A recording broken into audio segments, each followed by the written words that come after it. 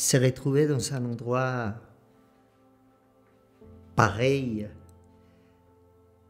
et aussi symbolique, aussi riche de vécus, de vies et des présences et du passé, c'est extraordinaire.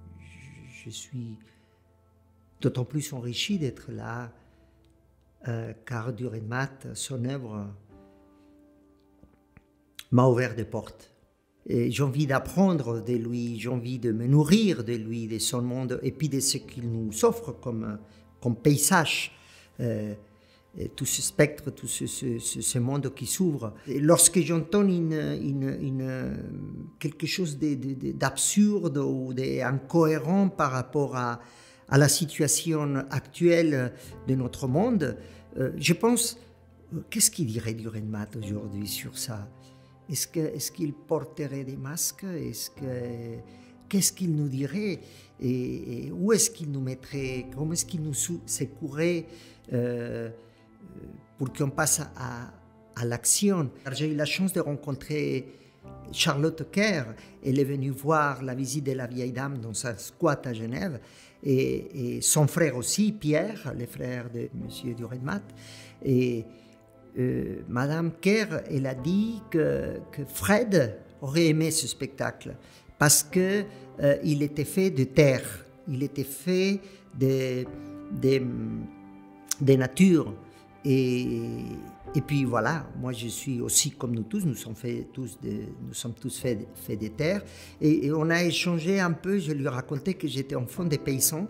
Et puis elle m'a fait entendre que Dürrenmatt était un homme de la terre, un homme aussi qui avait un rapport à la campagne, à la nature. Et puis je crois que ça se sent dans son œuvre. Dans la visite de la vieille dame, il y a une scène qui se passe dans la forêt de l'Ermitage. C'est la rencontre d'Alfred Hill et Claire Sahanassian. Et là, je viens d'avoir un accueil formidable de tous ces esprits. Quand j'arrive ici au centre Dürrenmatt, je traverse la petite forêt de l'Ermitage et j'ai eu l'impression que j'ai traversé un seuil et qu'un dramaturge ou un metteur en scène a lancé le son et tous les oiseaux se sont mis à chanter. Et c'est extraordinaire. La preuve qu'on vit aussi dans un pays d'une beauté magnifique qui m'a saisi, qui m'inspire. Pourquoi, après tant d'années de parcours et d'existence avec une œuvre comme celle de la visite de la vieille dame, parler de ce texte, cet hommage à Václav Havel? C'est vrai que la visite de la vieille dame, le texte théâtral, m'accompagne depuis une trentaine d'années. Je dirais même plus, car je l'ai lu bien avant de commencer à le monter. Il m'accompagne, mais ce personnage de Dürrenmatt m'accompagne, sa force, sa vision, sa capacité d'enquêter, sa capacité d'interroger le monde, d'interroger son pays, d'interroger la politique, la société, m'a toujours marqué, m'a toujours surpris. Et puis, ce discours qu'il a écrit, qu'il a dit en honneur à Václav Havel, représente peut-être toute son œuvre pour moi, car c'est un contestateur, car avec beaucoup d'ironie, avec beaucoup je dirais même avec beaucoup de rage et beaucoup d'engagement, il ose interroger, secouer le pays, le comparer à une prison, comparer ses citoyennes à des gardiens et à des prisonniers à la fois dans ce monde, dans ce pays qui est, comme il dit, un peu absurde.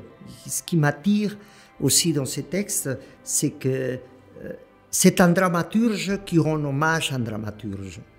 C'est un dramaturge engagé politiquement jusqu'à perdre sa liberté, aller en prison, qui est le cas de Václav Havel. Dürrenmatt n'a pas peur aussi, et lui-même il a dit dans son texte qu'il est aussi prisonnier dans ce pays en tant qu'objecteur de conscience.